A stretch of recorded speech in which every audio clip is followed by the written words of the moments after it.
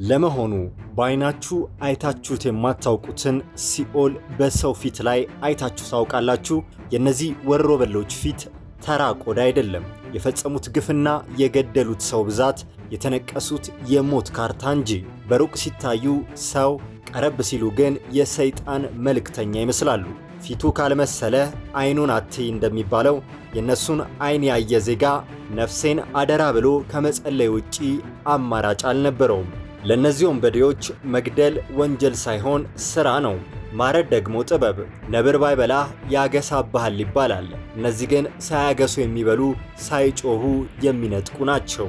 ድሃው ነጋዴ ላቡን ጠርጎ ያገኘውን ሳንቲም ለወሮበሎቹ ካልገበረ ቤቱ፣ መቃብሩ፣ ንብረቱ አመድ እንዲሆን ያደርጋል። በኤልሳልቫዶር ጎዳናዎች ላይ ሞት እንደ ጠዋት ፀሐይ የተለመደ ነበር።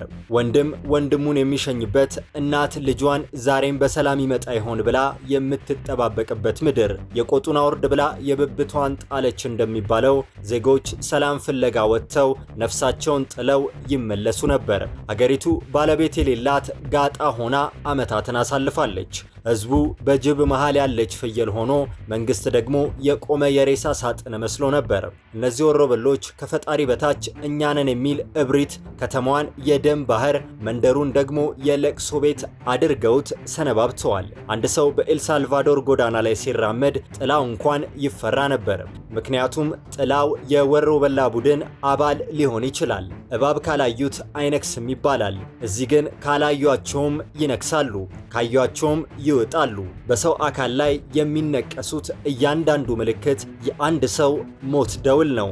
የኤልሳልቫዶር ወሮበሎች ሲነሱ የታሪክ መጽሐፍ ሳይሆን የደም ማህደር ነው የሚገለጠው። እነዚህ ቡድኖች ለሀገሪቱ እንደ ድር እድር የተሳሰሩ፣ እንደ ቀርከሃ የብዙ ሳይሆን እንደ ውሻ ክራንቻ የነከሱትን የማይለቁ፣ እንደ ቁራ በሬሳ ላይ የሚሰበሰቡ ጨካኞች ናቸው። በዛሬው መሰናዷችን የእነዚህን ወሮበሎች እጅግ አደገኛነት፣ የኑሮ እንቅስቃሴና የኤልሳልቫዶር ህዝብ ሰቆቃ ምን እንደሆነ እንመለከታለን።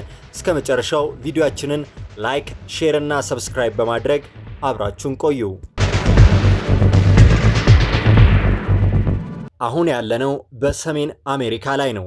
እጅግ አደገኛ የተባሉ ወንበዴዎችን የኑሮ እንቅስቃሴ ምን እንደሚመስል ኤልሳልቫዶር ተገኝተናል። መቼስ ስለዚች ሀገር ሲሰማ አእምሮ ላይ ብቅ የሚለው ማፊያዎች የገነኑባት መሆኑ ነው።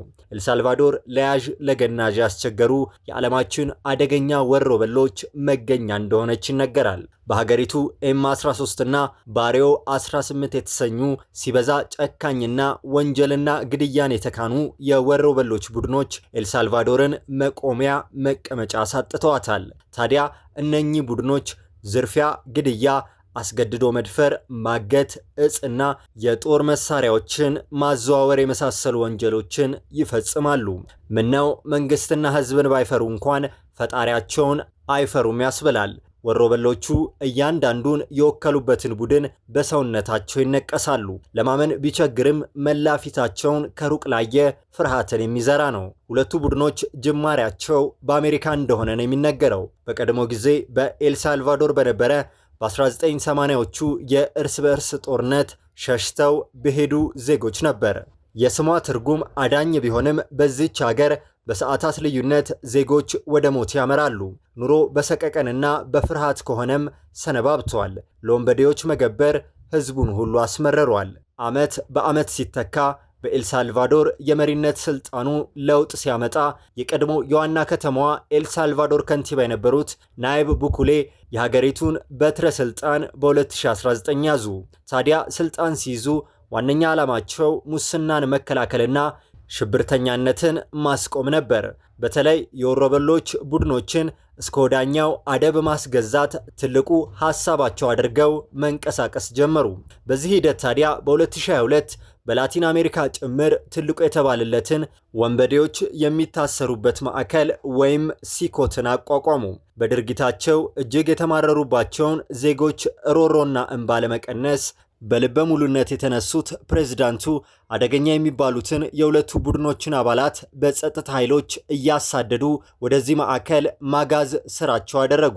ከመዲናዋ 1 ሰዓት ወይም 69 ኪሎ ሜትር ርቀት ላይ የሚገኘው ይህ ማረሚያ ቤት በተለይ የመጨረሻዎቹ 2 ኪሎ ሜትር ላይ ሲደርሱ ምንም አይነት ኔትወርክ ባለመኖሩ ስልኮች ከአገልግሎት መስጫ ክልል ውጭ ይሆናሉ።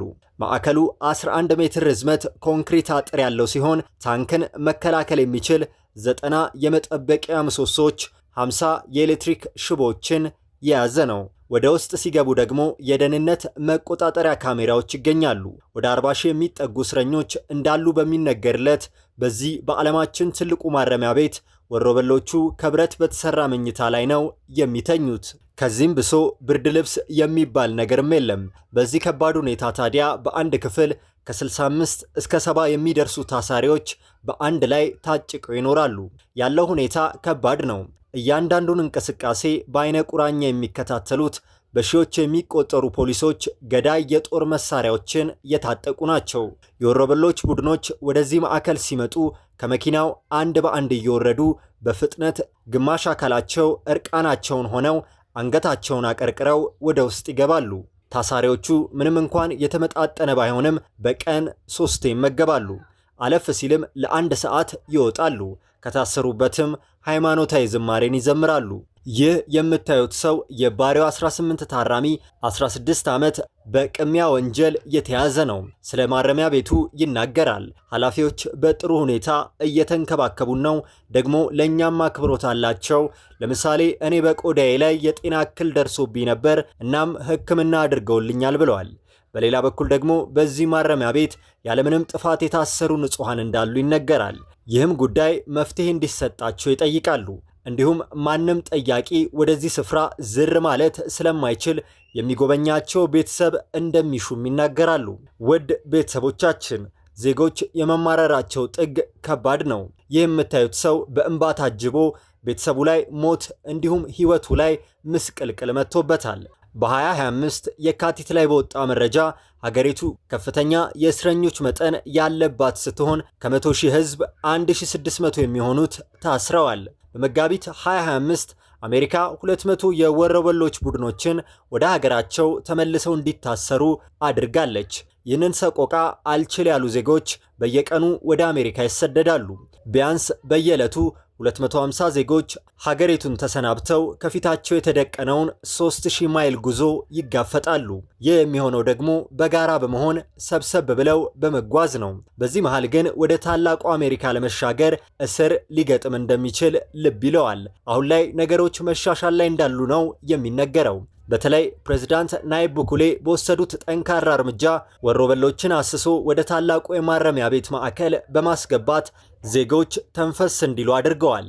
ለአብነት በ2015 በሀገሪቱ የነበረው የግድያ መጠን ከ100 ሺህ ሰው 100 ይሞት ነበር። በ2024 በአስገራሚ ሁኔታ በመቀነስ 1.9 በመቶ ብቻ ደርሷል።